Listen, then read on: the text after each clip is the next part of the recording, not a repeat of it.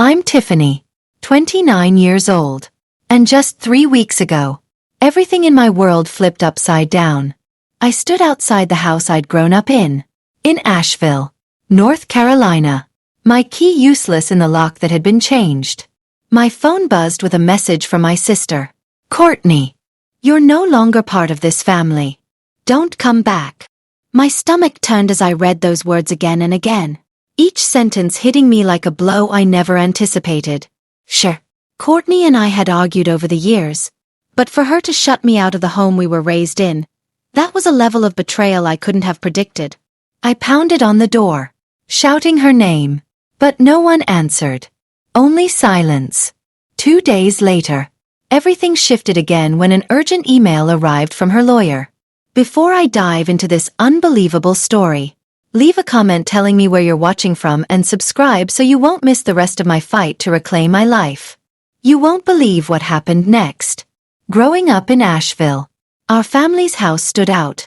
A modern, 2-story colonial that signaled success to anyone passing by. But inside, it felt like living in a pressure cooker. I quickly learned that being Tiffany meant constantly being scrutinized. My sister Courtney, 5 years older, was the family's shining star. She aced every exam, won over every client, and stepped into our parents' real estate business as if she'd always belonged there. My parents, Marilyn and Philip Hayes, adored her. My mother ran the business with relentless focus, always strategizing several steps ahead. My dad took care of the finances, quiet but firm, agreeing to whatever my mom decided. And then there was me, always the outsider, pursuing a dream no one else understood. My grandmother, Clara Hayes, was the one person who truly saw me. She would spend hours by my side, sketching clothing designs on scraps of paper, her hands steady even in her later years. Tiffany, never let anyone cut your wings, she'd tell me, her voice gentle but strong. Clara recognized a spark in me she didn't see in Courtney or my parents. She'd secretly give me pieces of fabric, show me how to sew, and share stories about the aspirations she'd sacrificed to raise her family. Those moments were like breathing fresh air, a glimpse of a world where I didn't have to be shaped into a real estate machine. But that freedom didn't last. When I was 14, Clara fell ill, cancer that progressed quickly and cruelly. 2 years later, she passed away, leaving a void that never healed. After Clara was gone, Courtney stepped into her role as if she'd been waiting for the chance. She was already 21, working alongside my mother at Hayes Realty. And suddenly she was dictating everything at home too. My parents never questioned it. They handed her all the authority, beaming with pride over their responsible daughter. At dinner, I'd hear it constantly. Courtney closed another deal today. Oh, Courtney really has a gift for business. Meanwhile, my sketchbook sat untouched, and whenever I mentioned designing clothes, they'd roll their eyes. Fashion is just a hobby, my mother would say in a tone that ended the discussion. Real estate is your future. By high school, the house felt like a war zone.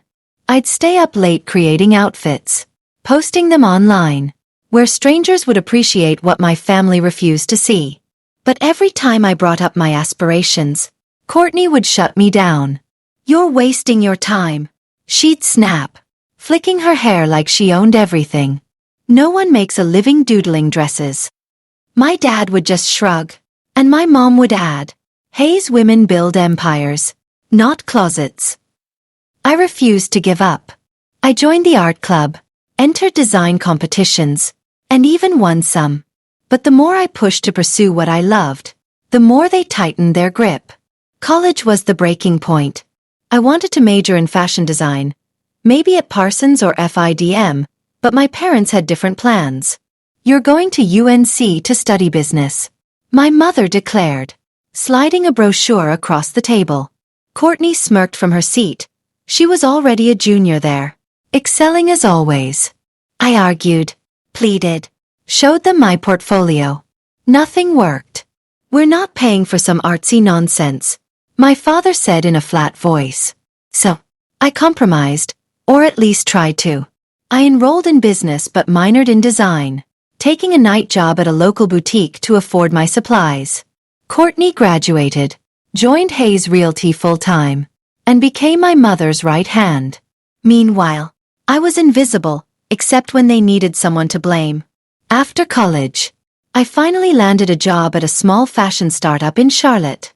The salary was terrible, but I was designing, finally living the dream Clara had believed in. I'd visit home during holidays, but the tension never eased. Courtney would interrogate me. "Still playing with your little scissors?" My mother would sigh. "You could have been running listings by now." My dad hardly spoke, just kept his eyes on his plate. I kept my focus, saving every dollar I could to eventually start my own brand. But when the startup folded, funding gone, I was left with no job, no savings, and rent due. I had no choice but to ask if I could move back in for a few months. Courtney was livid. "You're 29, Tiffany, not a teenager," she scolded, arms folded in the living room. My mother agreed. "This isn't a hotel." For once, my father spoke up. "She's still family," he muttered, and they reluctantly let me return. I moved back into my old bedroom, promising I'd stay no longer than 6 months. From day one, it was miserable. Courtney imposed rules as if I were still a child. Curfews, chores, even rent I could hardly cover from freelance gigs. My mother watched me like a hawk, dropping constant hints about job openings at Hayes Realty. "You're not getting any younger," she'd remind me, her voice sharp. And as always, my father stayed silent. The tension in the house was like a storm cloud waiting to burst. I spent my days sending out applications for design jobs, pitching my portfolio to any brand that would look at it, but every rejection felt worse under their roof. Courtney never stopped. "You're freeloading," she'd hiss if she caught me sketching late at night. "Why can't you just grow up?" I tried to contribute however I could, paying what little I could afford, cooking meals, cleaning the house, but it was never enough for them. Then came the breaking point. 3 weeks ago, I'd come up with an idea to digitize Hayes Realty's property listings, create virtual tours, and build a social media campaign to modernize the business. I thought it might prove I wasn't useless. Courtney laughed in my face. "Stick to your crayons," she sneered, her eyes cold. My mother nodded along, and my dad wouldn't meet my gaze. That night, everything exploded. I finally told Courtney exactly what I thought, that she was controlling, jealous, that she'd always resented how Clara had believed in me. She screamed back, accusing me of sponging off them, of being the family's burden. "You're a failure, Tiffany," she spat, her face inches from mine. "Clara was wrong about you." Those words cut deeper than any of the others. I grabbed my bag and stormed out to clear my head, checking into a cheap motel for the night. In the morning, I had an interview lined up. Not exactly my dream job, but something to get me on my feet again. I put on my best blazer, practiced what I'd say in the motel mirror, and sent Courtney a text. "I'll be back tonight. Let's talk." I pressed send, hoping we could calm down and find some common ground. I never imagined she'd take it so far. The interview went better than I'd dared to hope. The hiring manager liked my designs, said they felt fresh and different. For the first time in weeks, I felt hopeful, like maybe I could start over without my family's constant criticism. Driving back, I rehearsed what I'd say to Courtney. "I'm trying. I just need a little more time." When I pulled into the driveway around 4:30 p.m., the house looked the same as ever, sunlight glinting off the windows. I walked up to the door, put my key in the lock, and it wouldn't turn. I tried again, harder, my heart thudding in my chest. Nothing. Panic fluttered in my throat. I knocked, then banged on the door. "Courtney? Mom? Dad?" No response. I hurried to the side entrance by the garage.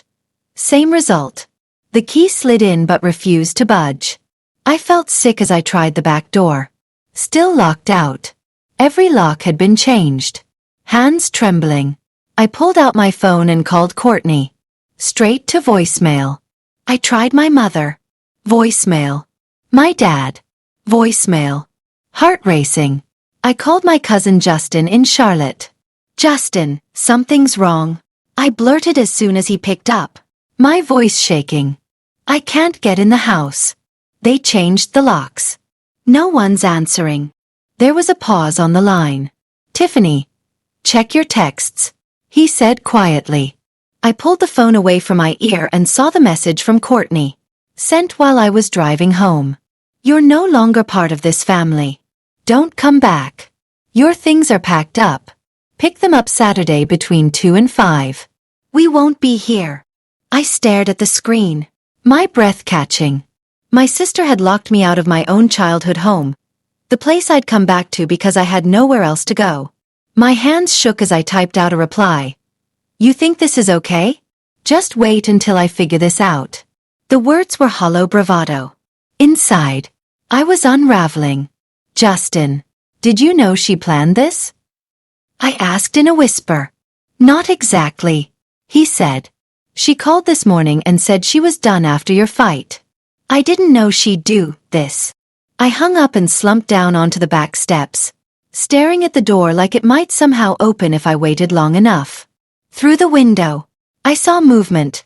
Courtney, her back to me, tidying up dishes like nothing had happened. She knew I was out there, and she didn't care. Rage flared up and swallowed my shuck. I banged on the window. Courtney. She didn't even turn. I tried calling again. Voicemail. My parents' phones stayed off. I was locked out. Alone. With nowhere to go. Reality settled like a weight on my shoulders. I wasn't just without a place to stay. I had been erased. My clothes. My sketchbooks. My laptop. My passport. Everything was trapped in that house. And my sister had slammed the door shut. I drove back to the motel with my hands shaking so badly I almost ran off the road. That night, I lay awake on the lumpy mattress, scrolling through my phone for any distraction. Then I saw it. Courtney's new Instagram post. A photo of her, my mother, and my father smiling over takeout at the kitchen table. The caption read, "Family night. Nothing better." My heart cracked open. They were acting like I'd never existed. The next morning, I woke up groggy. The motel air stale and heavy. My phone was dead. I'd left my charger behind in the house. Using the motel Wi-Fi, I checked my bank account, praying I had enough for one more night. That's when the second shock hit me. The joint account Courtney and I had opened years earlier for shared expenses? It was empty. $850 gone. Withdrawn by the primary account holder, her, just the day before. I called the bank in a panic. "There's nothing we can do," the representative said blandly. "You're only a secondary holder." Courtney hadn't just locked me out. She'd cut me off financially, too. I sat on the edge of the motel bed, staring at the peeling wallpaper, trying to figure out any kind of plan. No job. No money. No home. I emailed the design firm I'd interviewed with, asking for an update, but got an auto-reply promising they'd respond next week. I called Justin again. "She's not budging," he said, sounding resigned. "She says you're ungrateful, that you've been freeloading." Freeloading. I whispered. I'd given them every cent I could scrape together. I'd cooked, cleaned, tried to contribute. But to them, I was worthless. By midday, I drove back to the house, hoping to catch someone leaving. The driveway was empty. My parents were likely at work, Courtney at a showing. I sat in the car, staring up at my old bedroom window, wondering how my life had come to this. Mrs. Lawson, the neighbor, waved cautiously from her yard. "Tiffany, everything okay?" she called. I forced a brittle smile, my face burning. "Just locked out," I lied. She nodded, not pressing for details, and I drove away, feeling smaller than ever. That afternoon, I used the motel's computer to job hunt, applying for anything, retail, waitressing, temp work. Every click felt like a defeat, but I was out of options. As I was filling out another job application, my phone buzzed with a new email. My heart stopped when I saw who it was from, Walsh & Foster Law Firm. The subject line read, "Urgent, Hayes Family Trust." I braced myself for another blow, thinking it must be a legal threat from Courtney. But when I opened it, the words didn't add up. The email mentioned my grandmother, Clara Hayes, and a trust I'd never heard of. "Please contact us immediately," it concluded, listing a phone number for an Edward Walsh. I sat frozen, staring at the screen, my thoughts racing. What had Grandma done? Why was her lawyer reaching out to me now? That night, I couldn't sleep. I lay on the motel bed, eyes fixed on the ceiling, replaying every memory of Grandma Clara. She had always been my safe place, the only one who truly believed in me. I thought back to the last time I'd seen her, about a year before she died. She had pulled me aside during a family dinner. "Tiffany, promise me you'll keep designing," she'd whispered, her gaze unwavering. "No matter what they say." I'd nodded, thinking she was just encouraging me like she always did. But now, with this email, I wondered if there had been more behind her words. Had she suspected that Courtney, or my parents, would try to crush me after she was gone? The next morning, I gathered my courage and drove to the Walsh & Foster office in downtown Asheville. The building was sleek glass and steel, modern and intimidating. I felt out of place in my wrinkled blouse and faded jeans. My stomach twisted as I rode the elevator up to the 10th floor, gripping my phone like a lifeline.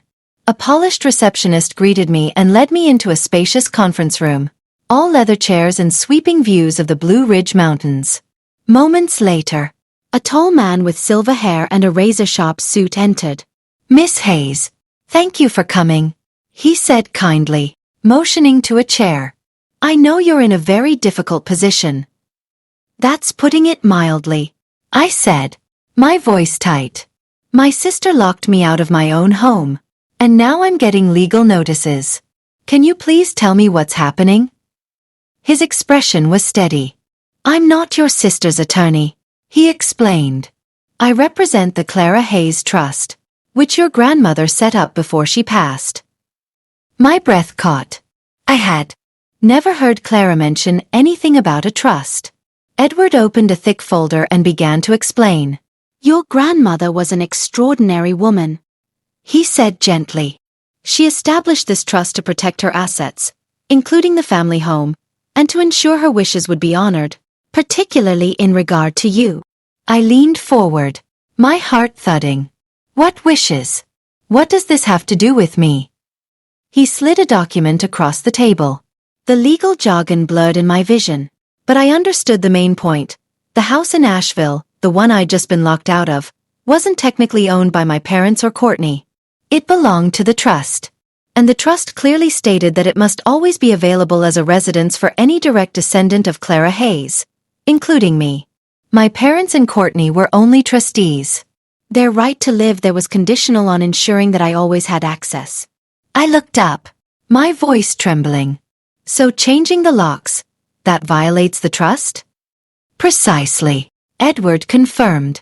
"When your keys failed to work, it triggered an alert in the trust's monitoring system. Your grandmother anticipated that there might be tensions." I sank back in my chair, stunned. Clara had seen this coming. She'd known my family's need for control. Courtney's resentment could escalate to something like this. "There's more," Edward went on, pulling out another document. "The trust also includes a financial fund dedicated to your creative endeavors, specifically fashion design. According to our records, you've never accessed any of it." My jaw dropped. "A fund for me?" I whispered. All those years I'd worked double shifts, gone without, thinking no one cared, and she'd left money to help me pursue my dream. Edward's face darkened. "Your family, as trustees, we're obligated to inform you of these funds. But our preliminary audit has found significant withdrawals that don't appear to have been used for their intended purpose." He passed me a summary. Used for home renovations. A new kitchen. An upgraded master suite. A backyard deck. They spent my money. I murmured, my voice flat. They used what Grandma set aside for me to remodel their house. Edward nodded solemnly. It is a serious breach of fiduciary duty. We're launching a full investigation. But these findings are troubling. The room tilted around me. The scale of their betrayal pressing down on my chest. They hadn't just thrown me out. They'd stolen from the one person who had tried to protect me. Why now? I asked hoarsely. Why are you telling me all this today? Edward's expression softened. The trust has safeguards, including a local contact Clara appointed to report any problems. Someone she trusted notified us of the lockout. Once we confirmed it with the key monitoring system, we acted immediately. My mind flashed to Mrs. Larson, the neighbor who'd looked at me with such concern. Had she been watching over me all this time because Clara had asked her to? Before I could ask, Edward handed me a USB drive. This contains all the trust documents, as well as a personal letter from your grandmother, he said. Read everything carefully before you decide what to do next. I took the drive with shaking hands and left the office in a daze. Asheville's skyline blurring outside the windows. Back at the motel, I plugged the USB into my phone with an adapter and opened Clara's letter. It was dated 6 months before she died. My dearest Tiffany, if you're reading this, it means things have gone wrong. And for that, I'm so sorry. I've watched your family try to shape you into someone you aren't. I've worried that once I was gone, their hold over you would only get stronger. This trust is my way of giving you wings, even from beyond. The house is yours to call home whenever you need it. And the fund is for your designs. Your life's work. The thing that lights you up. You are stronger than you realize, braver than they will ever acknowledge. Don't let them smother your light. All my love. Grandma Clara. I read the letter 3 times, tears rolling down my face. Clara hadn't just believed in me. She'd built a fortress to protect me, knowing exactly how my family would try to diminish me. I needed to hear a voice I trusted. I called Justin. Did you know about this trust? I asked, my voice rough with emotion. He was quiet for a moment. Not the specifics, he admitted. But Grandma talked about you a lot. She said Courtney was jealous. Always had been. I swallowed hard, remembering the way Courtney's face would tighten whenever Clara praised me or slipped me a scrap of fabric. Clara gave you her sketchbooks. Justin continued. Her sewing kit, the things Courtney always wanted. That's where the resentment started. The pieces clicked together. The cruel remarks. The way she'd laugh at my designs. The fury whenever I mentioned Clara. It wasn't just about control. It was bitterness that had been festering for years. Courtney even tried to convince Clara to change her will. Justin added quietly. But Clara refused. I ended the call, my thoughts spinning. This wasn't just about money or property. Clara had left me a way to stand up for myself, to finally fight back. But what should I do now? Edward had mentioned options. Enforcing the trust terms. Compelling Courtney to let me back into the house. Maybe even removing my family as trustees. I wasn't sure I could stomach living under the same roof with them again. Not after everything. But one thing was clear. I couldn't let them get away with it. For the first time since Courtney's text, I felt a flicker of determination. I wasn't fighting for a key. I was fighting for my life, and the dreams Clara had believed I could achieve. Grandma Clara's words, her faith in me, sparked something I hadn't felt in a long time. I knew I had to confront them. Edward arranged a meeting at his firm, a neutral ground for what I suspected would be an explosive confrontation. Stick to the facts, Tiffany, he'd said over the phone. The trust is on your side. I spent the next 5 days studying every page of the documents, memorizing every clause they had violated. The house wasn't theirs to control. The creative fund wasn't theirs to spend. By the morning of the meeting, my hands were steady. Justin promised he'd be there for support. You've got this, Tiff, he told me. Grandma would be proud. His words steadied me. But the idea of facing Courtney's cold glare and my parents' silent disapproval still made my stomach churn. Tuesday morning, I arrived early at Walsh & Foster. I wore a blazer I'd borrowed from a friend, and it felt like armor. The conference room was imposing. Mahogany table, tall windows, and an air so thick with tension you could taste it. Edward greeted me, his presence calm and reassuring. He introduced Ms. Carter, an associate who would take notes. A financial advisor sat nearby, ready with records of the audit. Exactly at 10 a.m., the door opened. Courtney walked in first, her chin lifted, her expression icy. Behind her came Marilyn and Philip, their faces closed off. They were trailed by their attorney, Ms. Foster, whose polite smile never touched her eyes. Justin slipped in last, giving me a small nod that made my heart ache with relief. We all sat down. Courtney didn't look at me. My mother clutched her purse, her knuckles white. My father stared at the table, his jaw clenched. Edward began. "We are here today to discuss serious breaches of the Clara Hayes Trust," he said, his voice firm. "Specifically, the denial of Tiffany Hayes's residential rights and the misuse of funds allocated for her creative development." Courtney's mouth tightened, but she said nothing. Edward handed out copies of the trust documents. The trust explicitly grants Tiffany the right to reside in the family home. Changing the locks was a clear violation. Ms. Foster leaned forward, her tone controlled. "My clients regret any misunderstanding. They considered this a private family matter, not an intentional breach." Edward's eyes sharpened. A family matter does not justify locking out a beneficiary for 5 days without any resolution. He nodded to the financial advisor, who laid out a spreadsheet showing every unauthorized withdrawal. $120,000 siphoned off for renovations. A luxury kitchen, a master suite, a backyard deck. Courtney finally spoke, her voice cutting.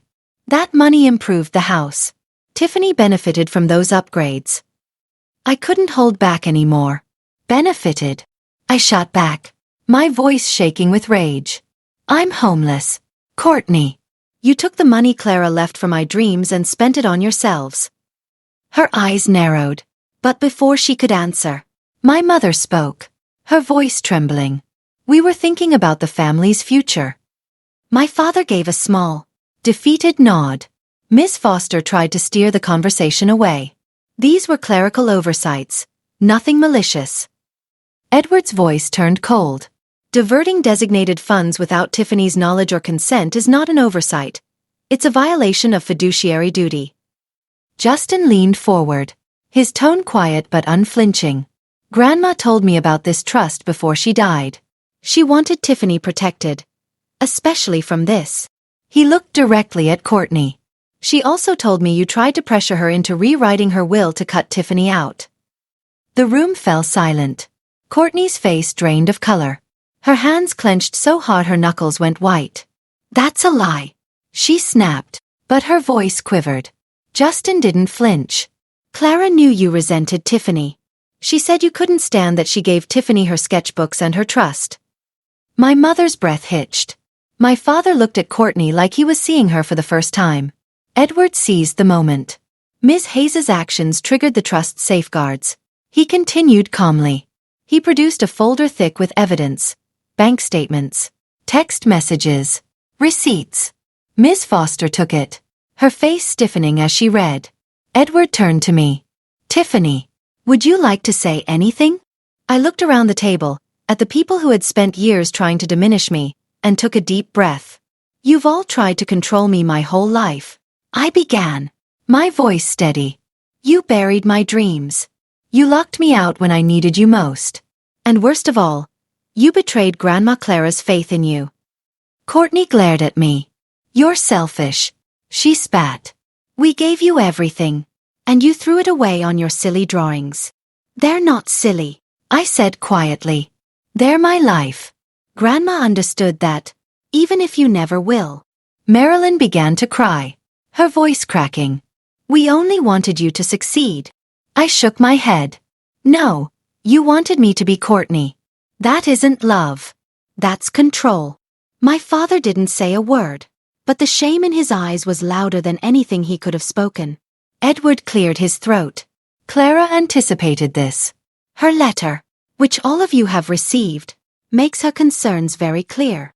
Courtney's hands trembled as she read Clara's words, her defiance crumbling. Edward looked at me again. How would you like to proceed? I drew a steady breath. I'm not interested in revenge, I said. I want freedom. Here are my terms. I laid the document on the table, my hand steady despite everything swirling inside me. My proposal is simple, I said, my voice calm. First, the trust will purchase a condo for me using the creative fund you drained. I'll build my career on my terms. Courtney's eyes widened, her mouth tightening. Second, you can keep the family house. But from now on, an independent trustee will oversee every dollar spent to prevent any more oversights. My mother let out a quiet sob, but I kept going.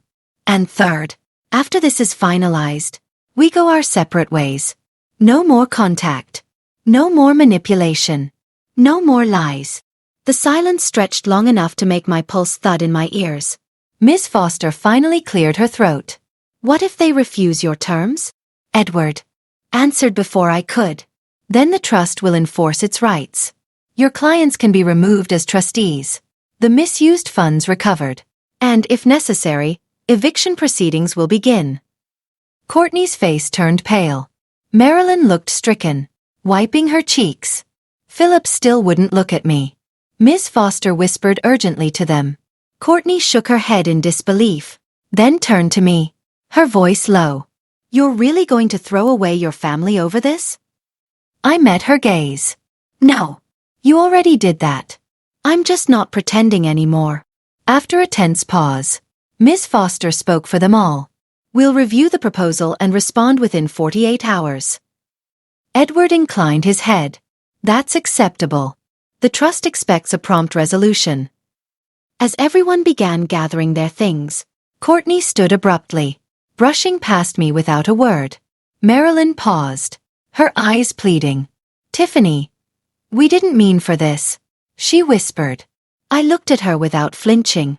But you let it happen. Her mouth trembled before she turned away. Philip lagged behind, staring at the floor. I failed you, he murmured, almost to himself, before he followed them out. Justin came to stand beside me, resting his hand lightly on my shoulder. You were incredible, he said, his voice quiet but certain. Grandma Clara would have been cheering. I managed a shaky smile, my heart a tangle of relief and sadness. Edward escorted me to the elevator, the documents tucked safely under my arm. You've changed the entire landscape here, Tiffany, he said as the doors opened. That takes real courage. I stepped inside, feeling the truth of it settle in my chest. I'd faced them all, their judgment, their gaslighting, their betrayals. And for the first time, I hadn't shrunk under the weight. But I knew it wasn't over yet. Nothing was final until the papers were signed. Nothing was secure until I had a place of my own. As the elevator descended, I thought of Grandma Clara. Her faith in me, the certainty in her eyes. And I knew this was only the beginning of the life she believed I could have. Exactly 47 hours later, Edward called. His voice was warm but professional. They've accepted your proposal, he told me. My knees went weak with relief. Courtney, Marilyn, and Philip had all signed. The trust would purchase a condo in my name, using the funds they had siphoned. They would keep the house, but under strict oversight from an independent trustee. And, most importantly, we would sever contact. No more guilt trips. No more manipulation. It wasn't the dramatic ending I had imagined. No tearful apologies. Just a quiet, final agreement. But it was mine. For the first time, I had stood up for myself and won. A month later, I was standing in the living room of my new condo. It was a small, bright one-bedroom in a lively neighborhood in Asheville. Sunlight streamed in through big windows, warming the bare walls I planned to fill with my designs. The trust had paid for the purchase and arranged a modest monthly stipend so I could get back on my feet. On a tense Saturday, my things were finally delivered. Justin helped me carry in box after box. My sketchbooks, my sewing machine, my laptop. Courtney didn't come. She'd left the key with a neighbor. Marilyn sent a short text. "We hope you're okay." I didn't respond. Philip never said a word. As I unpacked, it felt like I was piecing together the parts of myself they'd tried so hard to erase. At the bottom of a box, I found Clara's old sewing kit, wrapped in a towel. Tucked inside was a note in her handwriting. "For my little designer." I traced her letters with my fingertip, tears blurring my vision. She hadn't only given me money or a house. She had given me the courage to break away. That night, I sat cross-legged on my new living room floor, sketching the first collection for the brand I had always dreamed of. Every pencil stroke felt like a promise, to her, and to myself, that I would never again let anyone steal my voice. The hardest part wasn't the silence from my family. It was the emptiness they left behind. I had spent so many years bending to fit into their expectations, craving their approval. Letting that go felt like shedding a piece of myself, even if it was one that had always been hurting me. I started therapy with Dr. Sharon Coleman, a warm woman who specialized in family trauma. "You're rewriting your story, Tiffany," she said during our first session. "It's painful, but it's also powerful." With her help, I began to unravel the guilt and the shame, the voice in my head that insisted this was my fault. "They made their choices," she reminded me. "You're allowed to make yours." Slowly, I started to see that their control was their burden, not mine to carry. Justin became my anchor. We hadn't been especially close growing up. He was older, already living in Charlotte. But this ordeal had pulled us together. Over coffee one weekend, he admitted, "Grandma always worried about you. She saw how Courtney resented the time she spent with you. I think she knew it would come to this." I thought about all the times Courtney had belittled me, and it finally made sense. "Why didn't you tell me sooner?" I asked. Justin shrugged, his expression gentle. "I figured you'd find your way." "And you did." We both laughed. A moment of relief in a year that had been anything but easy. With my condo as a safe place to land, I threw myself into my career. The stipend gave me breathing room to dream again. I applied to a local fashion accelerator, pitching a collection inspired by Asheville's vibrant art scene. Bold colors, free-spirited designs. To my shock, I was accepted. The program paired me with mentors, connected me with fabric suppliers, and helped me build a team. I named my brand Clara's Thread, in honor of the woman who had always believed in me. When my first online launch sold out in days, I sat on my living room floor and cried. Not from sadness, but because, for the first time, I felt like I was finally living. A local boutique reached out, eager to carry my pieces. It wasn't fame or fortune, at least not yet. But it was mine. The greatest shift was realizing that home wasn't that big house in Asheville. It was wherever I was free to be myself. 6 months after the settlement, my life had settled into something steady and bright. Courtney, Marilyn, and Philip faded to the background. No calls. No texts. Just a quiet space I had never known before. Justin told me that Courtney struggled to adjust to the new trustee's oversight. Marilyn had started therapy of her own. Philip remained silent, carrying his regrets in private. I didn't spend energy wondering how they felt. Their choices were theirs, and I had finally made my own. One morning, as I prepared for a meeting with a potential investor, my phone chimed with an email that stopped me in my tracks. An invitation to present Clara's Thread at a regional fashion expo. I stood in the middle of my living room, sketches spread across the table, and picked up a framed photo of Grandma Clara, her fierce, knowing smile beaming back at me. "You saw this, didn't you?" I whispered, my throat tight. "You always knew I could do it." In that moment, I felt her there with me, steady, proud, unshakable. I took a deep breath, picked up my portfolio, and stepped out the door into the life I'd finally claimed as my own. The road ahead wouldn't be easy, but it was finally mine.